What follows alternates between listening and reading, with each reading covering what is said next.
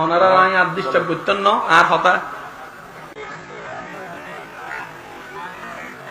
আজি আই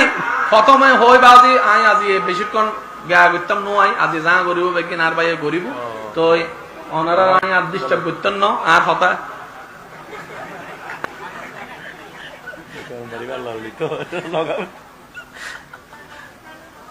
আর মহব্বত দিলে ওনার তো কষ্ট লাগে না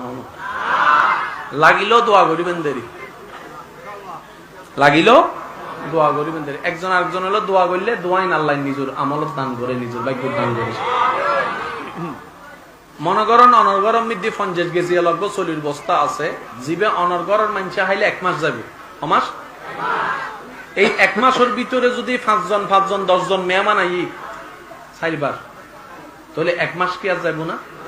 তাহলে অন চিন্তা করতে লাগে কিন্তু মাইলে ফিরে আই যে বস্তা দিয়ে 1 মাস চলতাম ইবে আর 2 সপ্তাহ শেষ তাহলে অন আপনি আমাকে পাইতেন না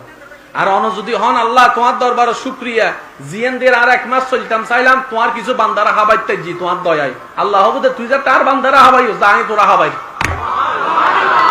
এই 1 বস্তাই বে 5 বস্তাই দিব মান জা বিল হাসানাতে ফালাহু আশরু আমসালিহা এতাল্লাহ সাইউন আল্লাহ দিতে প্রস্তুত আর লইন্য জানি আর সাইন্য জানি আর দড়িরাই ন জানি হতা হন ঠিক না বেটি একটা হতা মনে রাখবে নিজে হাইলে ফেট ভরে অবদা নিজে হাইলে মানসুরে হাওয়াইলে মন ভরে মানসুরে হাওয়াইলে আর খেয়াল করিবেন মন যাতে খুশি হয়ে যাবি এত ফেডের বুক আর মাথা অনাবাজ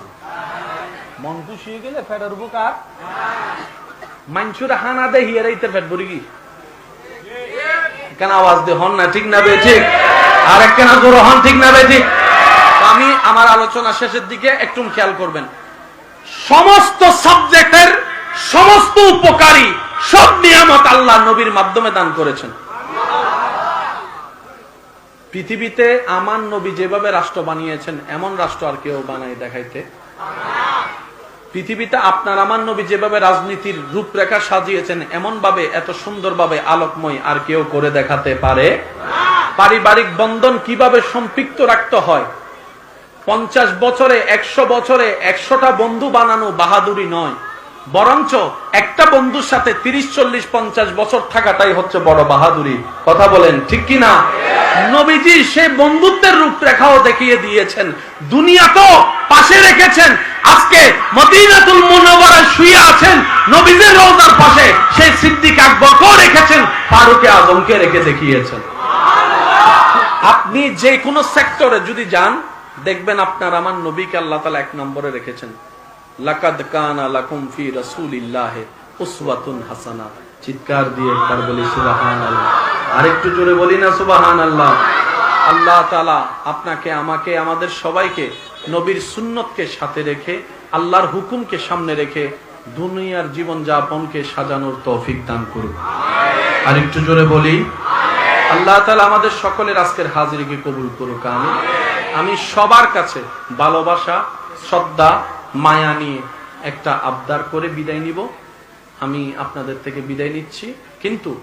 একজন বান্দাও নড়াচড়া করবেন না একজন বান্দা উঠবেন না যে যেভাবে বসে আছেন ঠিক সেভাবে বসে থাকবেন পারবো ইনশাআল্লাহ আওয়াজ আরো একটু বড় হবে বলি ইনশাআল্লাহ কোনো নড়াচড়া হবে কোনো উঠা বসা হবে আমার ভাই আলোচনা করবেন শুরু থেকে শেষ আপনারা মনের কান দিয়ে শুনবেন পারবেন তো ইনশাআল্লাহ পারবেন তো ইনশাআল্লাহ